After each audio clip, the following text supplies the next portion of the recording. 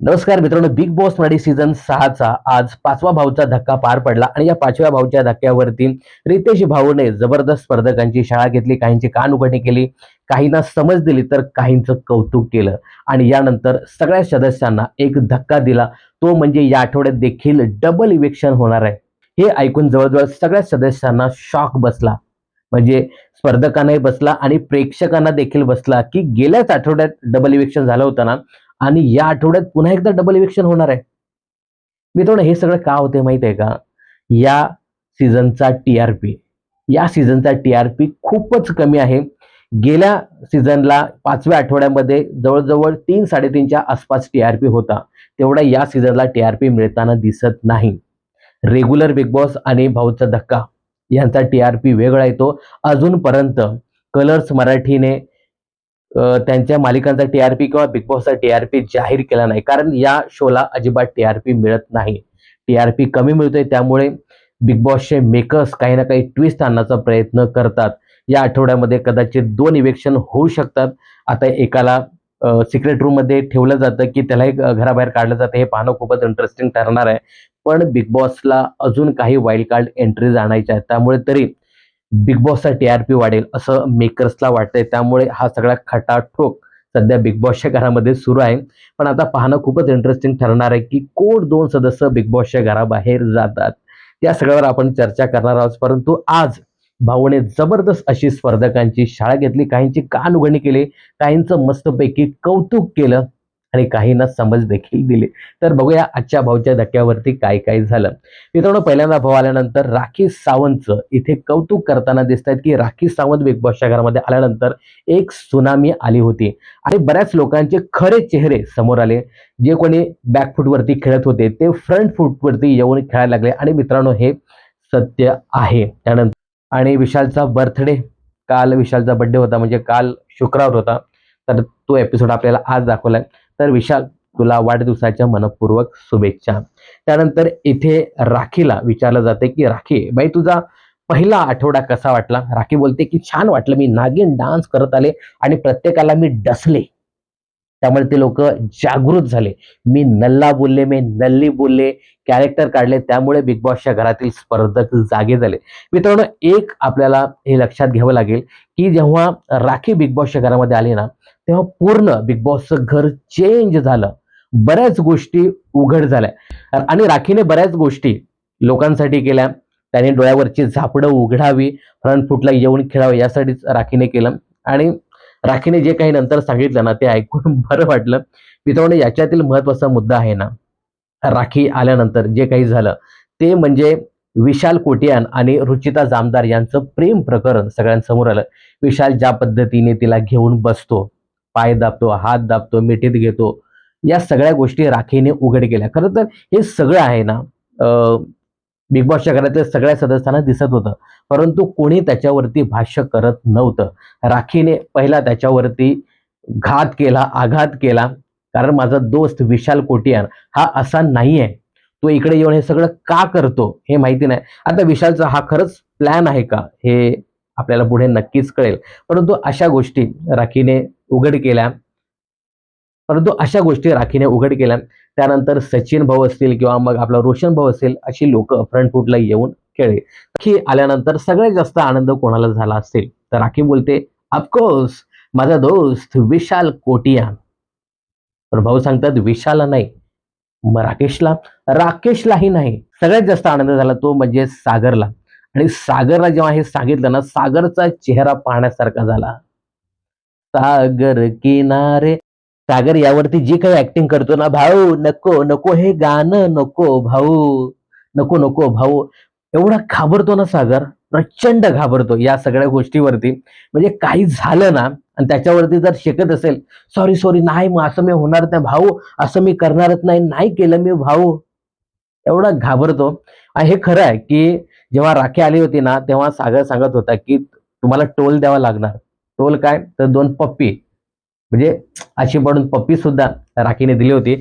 आता मजाक मजाक मध्ये इथे भाऊ सांगत होते, की हे जे काही सगळं आहे ना, बाहेर सोनाली वहिनी सगळं बघतायत. त्यामुळे तुम्ही लक्षात ठेवा, त्यांचा एक निरोप आलाय. आणि हे ऐकल्यानंतर सागरची चांगलीच ट्रर झालेली. आता सागरला नेमकं माहित नाही की काय घडलंय, माझ्याकडनं काही अपशब्द वापरले गेले किंवा मी काही केलंय का, त्याच्यावरनं हा संदेश बाहेरून आलाय. खूप घाबरला होता तो. पण सोनाली वहिनीने सांगितलंय की राखीकडनं आता राखी बांधून घ्या. त्यानंतर सागर भाऊंना थोडंसं बरं वाटलं असेल. भाऊ बस झाला, आता मस्करी पुरे. तर आता मस्करी पुरे आपण करूया. आता आपण येऊया भाऊच्या धक्क्यावरील शाळेकडे. त्यानंतर रितेश भाऊ इथे सांगताना दिसतात की भाऊचा धक्का म्हणजे गेल्या वेळेचा भाऊचा धक्का संपल्यानंतर बिग बॉसच्या घरामध्ये काही चांगल्या गोष्टी घडल्या. त्याच्यामध्ये बिग बॉसच्या घरातील सदस्यांनी 3 ग्रुप केले. मित्रांनो बघा, गेल्या भाऊच्या धक्क्यावरती रितेश भाऊने टोळी टीमचं जबरदस्त कौतुक केलं. हे जे काही 4 सदस्य आहेत ते इतर सदस्यांवरती भारी पडले होते.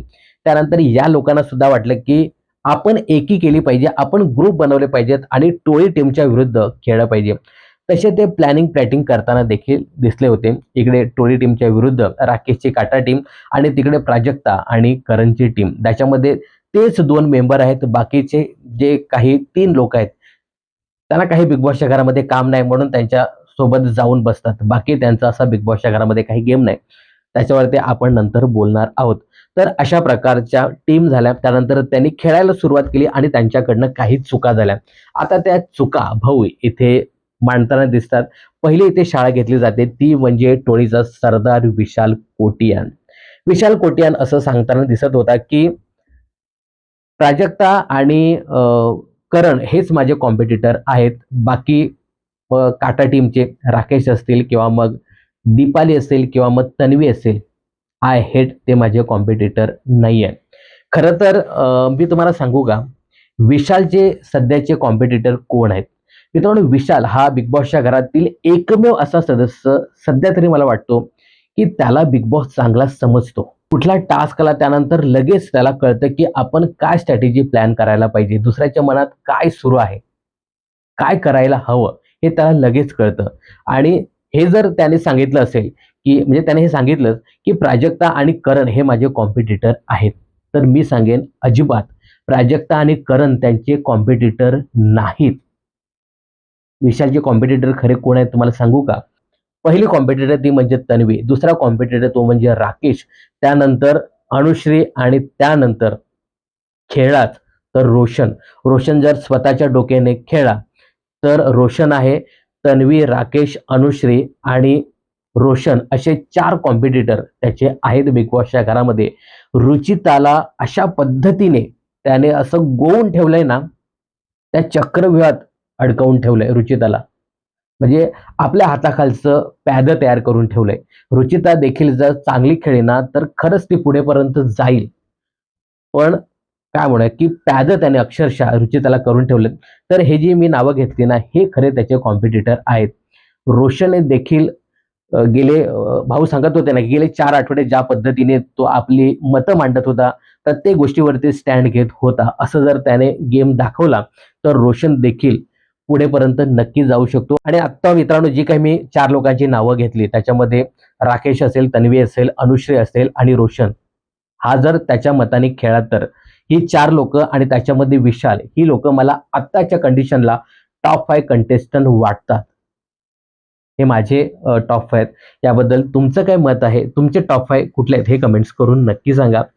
तर इथे विशालने जे काही सांगितलं, की करण आणि प्राजक्ता हे कॉम्पिटिटर आहे. मित्रांनो, हे अजिबात कॉम्पिटिटर नाहीत. हे स्वतःचे कॉम्पिटिटर देखील होऊ शकत नाही. याबद्दल मी नंतर भाष्य करणार आहे. परंतु हे जे काही विशालने काढलं, ते मला आवडत नाही ही लोकं म्हणून तो तेव्हा बोलला होता. आणि दीपालीसाठी एक वाक्य त्याने इथे काढलं होतं. खरं तर हे फार चुकीचं होतं. जसं की दीपाली मला सेल्स गर्ल सारखी वाटते.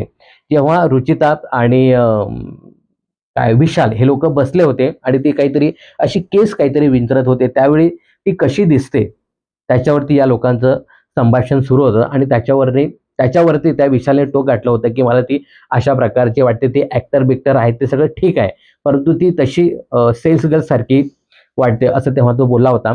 आणि हाच मुद्दा कुठेतरी रितेश भाऊने उचलून धरला आणि सांगितलं की तुम्ही एक छान खेळाडू आहात, परंतु तुमच्याकडनं अशा प्रकारची अपेक्षा नाही.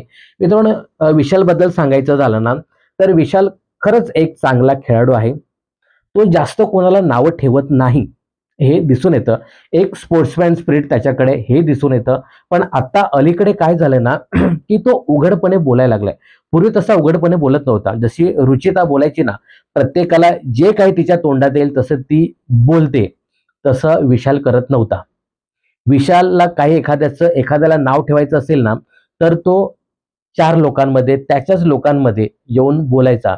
आता त्याचं असं झालं ना, की हे नावं ठेवणं आहे ना, हे इतर बरोबर सुद्धा, मग ती प्राजक्ताची टीम असेल यांच्याबरोबर येऊन आता हा बाकीच्या लोकांना नावं ठेवायला लागला. हे आता प्रत्यक्षपणे दिसायला लागलं. पूर्वी तसं त्याचं नव्हतं. एक गेम प्लॅन होता त्याचा. पण आता असं झालंय, की बाकीची लोकं देखील खेळायला त्यांनी सुरुवात केली. त्यामुळे कदाचित विशालचं हे झालं असेल. तर विशालकडनं आता या छोट्या-छोट्या चुका आहेत ना, ते व्हायला सुरुवात झाली. पण अजून मी तुम्हाला सांगतो, की बिग बॉसच्या घरातील एक स्ट्रॉंगेस्ट कंटेस्टंट म्हणून विशालकडे नक्कीच पाहिलं जातं. त्यानंतर हमाल म्हणून काढलेला जो रोशनसाठी शब्द होता, तो मात्र इकडे विशालला खटकतो. म्हणजे आपण दुसऱ्याला काही नावं ठेवू शकतो. पण इकडे माझ्या मित्राला जर एखाद्याने नावं ठेवलं, तर ते मात्र त्याला पटत नाही. खरं तर हा त्याचा राजकीय हेतू त्याला साध्य करायचा होता आणि भांडण लावून द्यायचं होतं. हाच त्याच्यामध्ये हेतू होता. त्या त्या राखेशी नड तिच्याशी. मी तर नडू शकत नाही. आणि एक तुम्ही बघा, जेव्हापासून राखी आली, तेव्हापासून विशालचा गेम आहे ना, हा थोडासा बॅकफूटवरती गेलाय. विशाल प्रत्यक्षपणे राखीशी लढायला जात नाही. बाकीच्यांना सांगतो की तुम्ही लढा, पण अगदी सावधपणे तुम्ही लढा. पोरींना सांगतो की जास्त तुम्ही पुढे-पुढे जाऊ नका, नाहीतर राखी तुम्हाला गिळून टाकेल. इथे विशालचा डबल ढोलकीचा गेम नक्कीच पाहायला मिळतो आणि तो अ, रितेश भाऊने मस्तपैकी उघड केला. या सगळ्यावरती रितेश भाऊ सांगतात की जरा तुम्ही बाहेर सोशल मीडिया येऊन बघा. तुम्हाला किती लोकं शिव्या घालतात. मांजरेकर सरांचा एक फार डायलॉग होता, की तुम्ही बाहेर येऊन बघा, लोकं तुमच्या तोंडात शेण घालतात. इथे रितेश भाऊ थोडंसं वेगळं सांगतात, की सोशल मीडिया येऊन बघा, बाहेर लोकं तुम्हाला किती शिव्या घालतात. आता हे सगळं ऐकल्यानंतर मग साहजिकच आपली ही दीपाली ताई आहे, ती ओक्साबोक्शी रडायला लागते, की मला याच्याकडनं अशीच अपेक्षा होती. हा असाच करणार होता. मला तर तो अजिबात आवडत नाही. त्यानंतर दीपालीकडून पण बोललं जाते, की हा असाच आहे, हा असाच वापर करून घेतो. बरंच काही दीपाली सुद्धा बोलून जाते आणि नंतर मग नेहमीप्रमाणे मग रडायला सुरुवात करते. यावरती रितेश भाऊ सांगतात, की बघा विशाल कोटियान तुम्ही गेम खूप छान खेळता. तुमच्याकडे अग्रेशन आहे, परंतु अग्रेशन किती दाखवायचं हेही तुम्हाला चांगलं कळतं. आपली बॉडी आहे, त्या बॉडीचा कसा वापर करायचा, किती वापर करायचा, समोर कोण आहे हे तुम्ही व्यवस्थित जाणता. पण यावेळी मात्र तुमच्याकडनं चूक झाली. जो काही गाजराचा टास्क होता, त्याच्यामध्ये तुम्ही तन्वीला खूप वाईट पद्धतीने ओढून ओढून नेलं, ताणलं वगैरे सगळं काही तुम्ही केलं. तर हे तुम्ही एवढं करायला नको होतं, असं रितेश भाऊ सांगताना दिसत होते. आता याच्यामध्ये तुम्हाला मी खरं सांगू का? विशालने थोडंसं केलं, हे मी मान्य करतो. पण तन्वी जी आहे ना, तन्वी याला कुठेही वेगळा रंग देत नाही. विशालने जे काही केलं किंवा मग त्यानंतर करणने जे काही केलं, तो खेळाचा एक भाग होता. तर तन्वीचं खरंच इथे मनापासून कौतुक करायला पाहिजे, की तन्वीने याचा कुठेच, कधीच, केव्हाच इश्यू केला नाही. तन्वीला माहीत आहे, की कुठल्या गोष्टीचा इश्यू करायचा, कुठे आपला स्वर वरच्या पट्टीत न्यायचा, कुठे मला काय करायचं हे तन्वीला चांगलं माहीत आहे. इथे तन्वीने तो कुठलाच इश्यू केला नाही आणि हा सुद्धा इश्यू केला नाही. तन्वी सांगत होती, की माझ्या चेसवरती मी आपटणार होते, पण मी आपटले नाही. थोड्याशा चेहऱ्यावरती मला लागलं. परंतु तन्वीने खरंच त्याचा इश्यू केला नाही. आता हेच रितेश भाऊ सांगताना दिसतायत, की या गोष्टी तुम्ही थोडंसं सांभाळून घ्यायला पाहिजेत. आता तुमच्याकडनं या गोष्टी अग्रेसिव्हली होतात. कदाचित असं होत असेल ना, की बाकी लोकं आहेत ना, ते आता दिसायला लागलेत. आपले पत्ते ओपन करायला लागलेत. तर याची कुठेतरी भीती विशालला वाटायला लागली, असं एकंदरीत पाहायला मिळतंय. त्यामुळे कदाचित विशाल हा थोडासा अग्रेसिव्ह होताना दिसतोय. बाकी मगाशी मी सांगितलं ना, की बिग बॉसच्या घरातील एक स्ट्राँग कंटेस्टंट म्हणून विशाल आहे.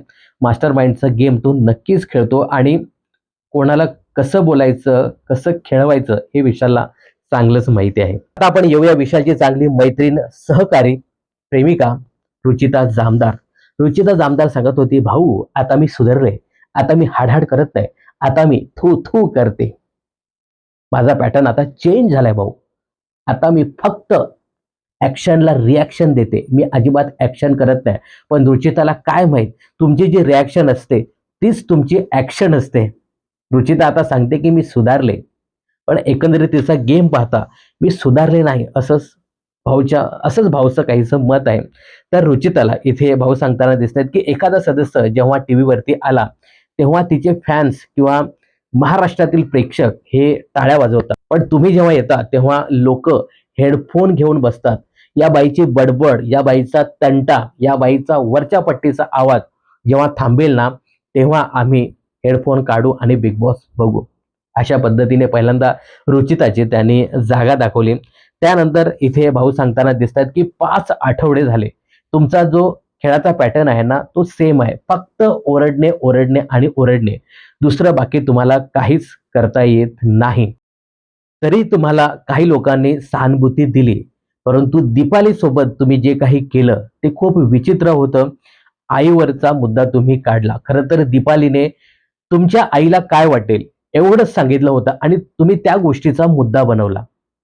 इथे रुचिता सांगते की भाऊ, तिने माझी आई काढली, तिने शिक्षण काढलं. ते भाऊ बोलला, ए थांब, शिक्षण नाही.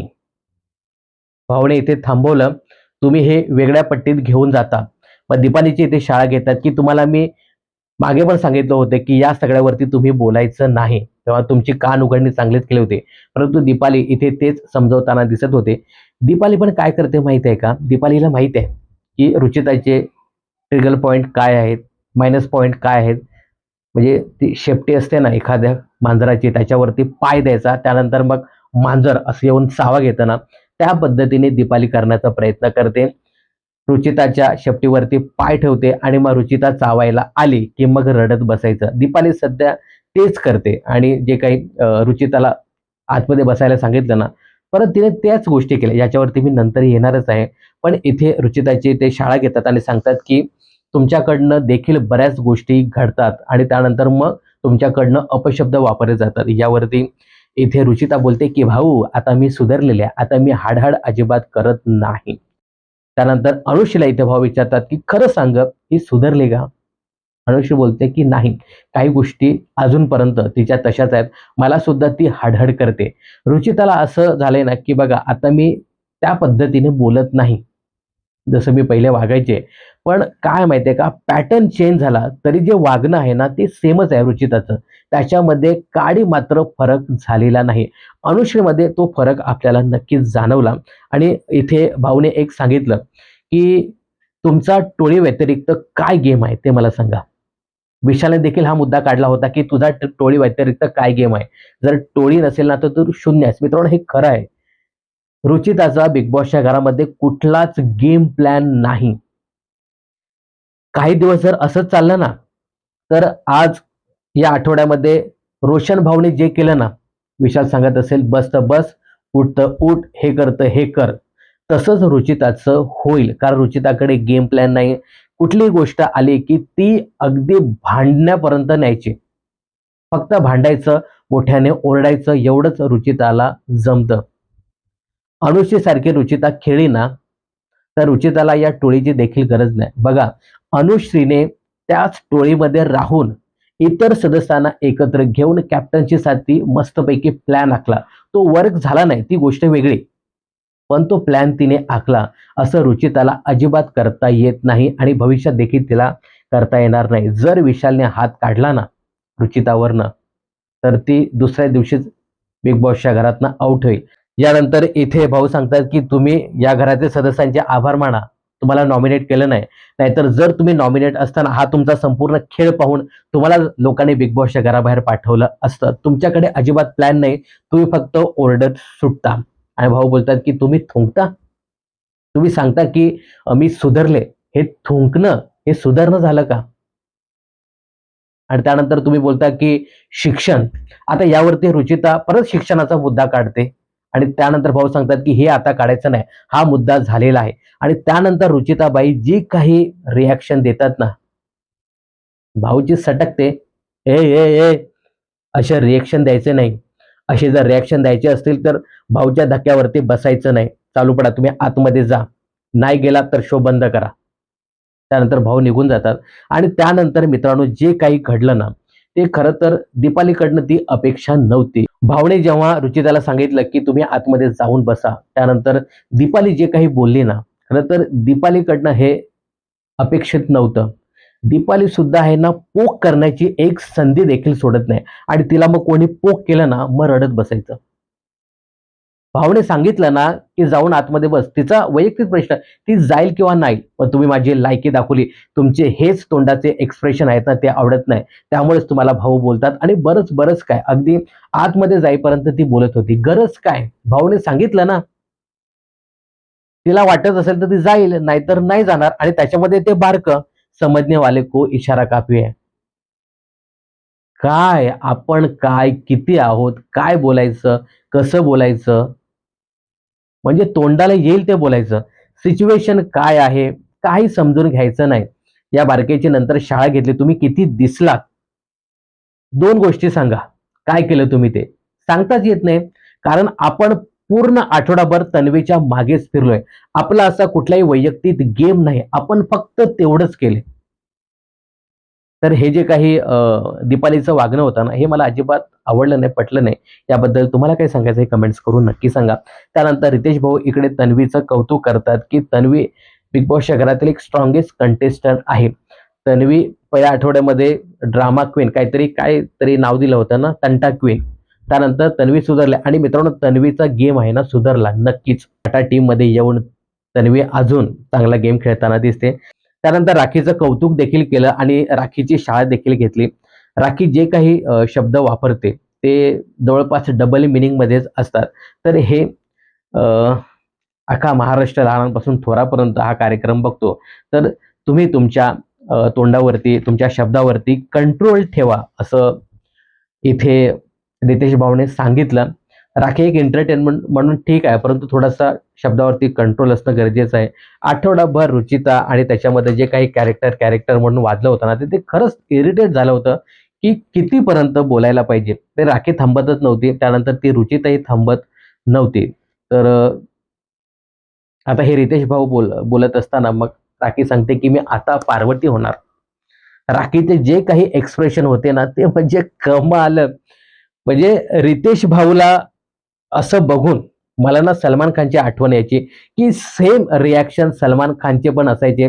राखीला बोललं, की त्यानंतर राखी जे काही रिएक्शन द्यायची, त्याच्यावरती जे काही बोलायचे ना, ते एकदम भारी असायचं. तर राखी ही राखी आहे. त्यानंतर इथे तन्वीचा तन्वीचा एक मुद्दा इथे काढतात, की हे सगळं कॅरेक्टर आणि हे सगळं बिग बॉसच्या घरामध्ये जी काही भांडणं झाली होती, त्यावरती टास्क सुरू होण्या अगोदर तन्वी बिग बॉसशी बोलत होती, की थोडंसं व्यवस्थित बोलायला पाहिजे. तर मी सुद्धा हा मुद्दा काढला होता, की जाऊ दे ते बिग बॉस बघून घेतील ना. बिग बॉसला काय दाखवायचं, काय नाही दाखवायचं ते ते त्यांचं ते ठरवतील. पण सागर इथे त्या मुद्द्यात घुसला होता आणि तुला काय करायचं बिग बॉस बघतील अमुक-तमुक. सागरला पुन्हा एकदा जागा दाखवून दिली. सागर फक्त याच मुद्द्यांमध्ये बोलतो. बाकी सागरचा असा बिग बॉसच्या घरामध्ये काहीच गेम नाहीये. हे स्पष्ट होतं. असे काही मुद्दे आले, तन्वी आणि बाकी लोकं जर काही बोलत असतील, की सागर तिथे येऊन टपकला म्हणजे टपकला. त्यानंतर रोशनची इथे चांगलीच कानउघडणी बिग बॉसने केली आणि ती करणं खूप गरजेचं आहे. रोशन एक स्ट्रॉंग कंटेस्टंट बिग बॉसच्या घरामध्ये आहे. गेले 4 आठवडे त्याने खूप छान मुद्दे मांडले. जिथे टोळी टीम चुकत असेल, तिथे तो बोलत होता आणि प्रत्यक्षपणे आपली मतं मांडत होता. हे गेले 4 आठवडे आपल्याला पाहायला मिळालं. परंतु या आठवड्यामध्ये रोशनचा गेम हा 0 होता. फक्त विशाल सांगेल तसंच तो करताना दिसत होता. विशाल सांगेल बस तर बस, विशाल सांगेल उठ तर उठ, विशाल सांगेल कॅप्टन्सी टास्क खेळायचा आहे, तुला हे बोलायचं आहे. तर तेवढंच तो घरामध्ये बोलत होता, बाकी काही नाही. म्हणजे मला एकंदरीत असं दिसत होतं ना, की जेव्हा अ, गेल्या आठवड्यामध्ये ओमकार गेला. त्यानंतर रोशन हा एकदम स्लॅक झाला. पठार अवस्था आमच्या शिक्षकी भाषेमध्ये सांगितलं जातं. पठार अवस्थेत तो आला. अजिबात म्हणजे काहीच नाही. विशालने सांगितलं तर आम्ही करू. तो कॅप्टन्सी टास्क देखील खेळायला तयार नव्हता. कन्व्हिन्स करायला जात नव्हता. असं नाही, तुमचा एक वैयक्तिक गेम आहे, तसं खेळायला पाहिजे आणि जो काही हमालचा मुद्दा काढला ना, तर त्याच्यावरती मी देखील भाष्य केलं होतं, की हमाल हे त्याचं प्रोफेशन आहे. हे हिणवणं नाही. तर याच्यावरती मी बोललो होतो आणि लोकांनी बरंच मला टार्गेट केलं त्याच्यावरनं, की "तू काय असं बोलतो?" बघा, रोशनचे जे काही बाहेर व्हिडिओ फिरतात ना, ते हमाल म्हणूनच फिरतात. आज पण त्याचे सोशल मीडियावर जे कोणी त्याची जी टीम बसलेली आहे, ती हमाल म्हणूनच व्हिडिओ शेअर करते आणि त्याचं पहिल्यांदा रोशनला काही वाटलं नव्हतं. बोलली असेल ती. पण बाकीच्या लोकांनी त्याचा खूप इश्यू केला. पहिल्यांदा तर रुचिताने इश्यू केला, की तुला अशा प्रकारे बोललं जातं, तशा हमाल हमाल शब्द तू यासाठी वापरला. त्यानंतर तो गरम झाला. त्यानंतर विशालने अक्षरशः आग लावली. जा तू नड, भिड तिच्याशी. कारण मी स्वतः भिडू शकत नाही. माझ्या वतीने तू भिड. त्याच्यामध्ये प्राजक्ता, प्राजक्ताचा द गेम बिग बॉसच्या घरामध्ये 0 आहे. नॉमिनेट आहे त्यामुळे दिसण्यासाठी तिचं ते सगळं सुरू होतं. या आठवड्यामध्ये रोशनचा काहीच गेम नव्हता. 0 गेम होता. आणि हे भाऊने बरोबर हेरलं, ओळखलं. मित्रांनो, रोशन हा चांगला खेळू शकतो. पण या आठवड्यामध्ये खरंच एकदम 0-0-0 होता. त्यानंतर इकडे अनुष्येचं कौतुक केलं. मित्रांनो, अनुष्येचं कौतुक करणं गरजेचंच होतं. कारण ज्या पद्धतीने तिने कॅप्टन्सीसाठी जी काही प्लॅनिंग केली होती, म्हणजे कमाल. टोळीमध्ये राहूनच इकडे तिने प्लॅनिंग केली आणि इकडच्या लोकांना देखील तिने सामील करून घेतलं होतं आणि खरंच त्यासाठी अनुष्येचं कौतुक करायला पाहिजे. पण इथे रितेश देशमुख सांगत होते ना, की तुमचा गेम प्लॅन मी उघड करणार नाही आणि खरं आहे मित्रांनो, हा गेम प्लॅन तिचा उघड करायला नको. जर गेम प्लॅन उघड केला तर अनुष्य देखील डब होईल. त्यामुळे जो गेम प्लॅन तिचा उघड केला नाही ते बरं झालं. पण इथे रितेश भाऊ सांगत होते, की तुम्ही हे सगळं केलं. छान पूर्ण आठवडाभर दिसला, पण मात्र तुम्ही माती केली. राकेशचे कपडे फेकून दिले. आणि जे काही सापशिडीचं उदाहरण दिलं ना, की तुम्ही 98 घरापर्यंत गेला होतात आणि तुम्ही आता विजय होणार, तो गेम पार करणार. तेवढ्यात तुम्हाला सापाने गिळलं आणि पुन्हा खाली आलात तुम्ही आणि संपलात तिथे. तुम्ही संपलात आणि तुम्ही तुमचं खरं रूप दाखवायला सुरुवात केली. खरंच खूप छान उदाहरण होतं. म्हणजे खरंच तिने एवढं प्लॅनिंग केलं, ते वर्क झालं नाही. त्यानंतर पुन्हा ती तिच्या झोनमध्ये गेली. तिने असं सांगायला पाहिजे ना, ठीक आहे, आज माझी बारी होती, उद्या तुमची बारी येणार आहे. तेव्हा मी बघेन. असं तिने सांगितलं असतं ना, तर भारी. पण राकेशने ही गोष्ट खूप छान हँडल केली. ठीक आहे. आता तिला राग येतोय, नंतर मी बोलेन आणि तिनेही तेवढं काय हे केलं नव्हतं. त्या गोष्टीचा इश्यू केला नव्हता. पण कोणतरी चढवणारं असतात ना, रुचिता चढवत होती, की बघ तू त्याला पप्पांसारखं, वडिलांसारखं मानायची आणि त्याने काय केलं? मानुषी पण बोलते, "आता मी त्याला बघून घेईन, असंच करेन, तसंच करेन." पण ती सिच्युएशन राकेशने खूप छान पद्धतीने हँडल केली आणि ही जी गोष्ट आहे ना, चांगली पटवून दिल्यानंतर अनुश्रीच्या डोळ्यात देखील पाणी आलं होतं, की हे माझ्याकडनं चुकलंय. आता अनुश्री त्याच्यावरती नक्कीच काम करेल, असं मला एकंदरीत वाटतं. त्यानंतर या कॅप्टन्सी टास्कमध्ये राकेशची बाजू इथे रितेश भाऊ घेताना दिसतायत, की राकेशने असा विचार केला नव्हता, की मला कॅप्टन्सी रद्द करायची आहे. शेवटपर्यंत त्याचं नाव जे होतं ते अनुश्रीच होतं. आता ते होतं की नाही ते आपल्याला माहीत नाही. परंतु इथे रितेश भाऊंच्या मते इकडे विशालने ते थोडंसं ॲग्रेशन दाखवलं आणि सांगितलं, की टोळी टीमचाच कॅप्टन होईल किंवा होणार आहे. हे ऐकल्यानंतर राकेशने गेम चेंज केला आणि त्याने हा टास्क रद्द करण्याचा निर्णय घेतला. रितेश भाऊंच्या मते असं, की जो चांगला स्मार्ट प्लेयर असतो ना, तो असं बोलून दाखवत नाही. त्याने नंतर सांगितलं असतं, की बघा मी टोळी टीमचाच कॅप्टन करून दाखवला की नाही. तर रितेश भाऊंचं हे वाक्य देखील चांगलं होतं. पण माझं असं मत होतं ना, की एकदा आहे ना, टोळी टीमचा कॅप्टन बनवून दाखवायला पाहिजे किंवा एकदा टोळी टीमचा कॅप्टन व्हायला पाहिजे. टोळी टीमला घेऊन त्याने काय केलं असतं? टोळी टीमचं ऐकलं असतं का? या लोकांनी सपोर्ट केलाय, मग यांचं ऐकलं असतं का? काय झालं असतं हे पाहणं खरंच खूप इंटरेस्टिंग झालं असतं. पण ठीक आहे, राकेशने जे काही केलं ते त्याने केलं आणि इथे भाऊने त्याचं कौतुक केलं आणि इथे ना काटा टीमचं रितेश भाऊने जबरदस्त कौतुक केलं. खरं तर हे जे काही तिन्ही सदस्य आहेत, मग राकेश असेल, तन्वी असेल किंवा मग काय तिचं नाव दीपाली, हे तिन्ही सदस्य यावेळी दिसले. ते दिसले का? राखीमुळे. मित्रांनो, राखी जेव्हापासून बिग बॉसच्या घरामध्ये आले आणि ती काटा टीमच्या सदस्यांबरोबर होती. राखी जे काही करायची त्या सगळ्यांमध्ये ही टीम सामील होती. राखीमुळे ती टीम देखील दिसली आणि ती फ्रंट फूटला आली राखीमुळे आणि ती दिसली असं सांगायला हरकत नाही. तर या टीमच्या कौतुकाचं जे श्रेय आहे ना, ते राखीला देखील त्यांनी द्यायला पाहिजे. याबद्दल तुमचं काय मत आहे हे कमेंट्स करून नक्की सांगा. यानंतर इथे रितेश भाऊ प्रभूची शाळा घेताना दिसत आहेत की तुम्ही आतापर्यंत काय केलं बिग बॉसच्या घरामध्ये या आठवड्यात, कारण प्रभूला सांगण्यासारखं त्यांच्याकडे काहीच नव्हतं. त्यानंतर इथे तिसरा जो ग्रुप आहे ना, ज्याला ॲनालिसिस ग्रुप असं रितेश भाऊने नाव दिलं, त्या ग्रुपचे मायनस पॉइंट इथे रितेश भाऊ सांगतात. खरं तर हा जो ग्रुप आहे ना, हा ग्रुप फक्त 2च सदस्यांचा आहे. एक प्राजक्ता आणि दुसरा करण. बाकी 3 लोकं आहेत ना, ही सरळ यांच्यामध्ये बसायचं नाही. त्यामुळे आम्ही त्यांच्यामध्ये बसतोय. बाकी गेम प्लॅन अमुक-तमुक त्याच्यामध्ये ती तिन्ही लोकं या प्राजक्ता आणि काय त्याचं नाव करण यांच्यामध्ये नसतात ती. या दोघांचा काय गेम प्लॅन आहे ना, हे लोकांना पण माहीत नाही. म्हणजे हे लोकं एवढे विचार करतात ना, की आपण असं करू, तसं करू. वर्क अजिबात करत नाही. मित्रांनो, इथे रुचिताबद्दल रितेश भाऊ बोलले, की हिचा काय गेम प्लॅन आहे बिग बॉसच्या घरामध्ये. टोळी सोडली तर हिचं काहीच नाही.